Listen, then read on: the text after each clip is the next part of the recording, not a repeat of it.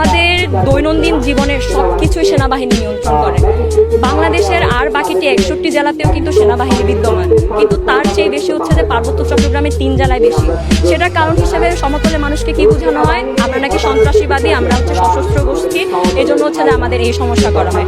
কিন্তু আমাদের যখন সেনাবাহিনী নিয়ে প্রশ্ন ওঠে, আমরা বারবার বলি তারা আমাদের দৈনন্দিন জীবনযাপনে কেন হস্তক্ষেপ করবে।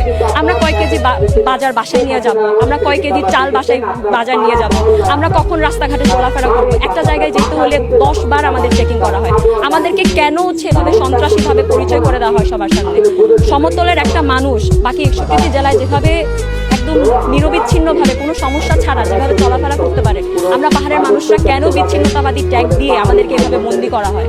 আর তাছাড়া আজকে সবসময় এভাবে যখন পাহাড়ে কোনো একটা মানে কি বলবো দাঙ্গা উঠে বা কোনো একটা ঝামেলা হয়, সেনাবাহিনীর কাজ হচ্ছে যেমন গতকালকে যে অবরোধ কর্মসূচি করা হয়েছে, যে জায়গায় হচ্ছে যে স্যাটেলাইট কর্তৃক হচ্ছে হামলা করা হয়েছে, সেই জায়গা থেকে কিন্তু ক্যান্টনমেন্টের দূরত্ব মাত্র 1 মিনিট, সেখানে তারা গিয়ে পৌঁছেছে 2 ঘন্টা পরে।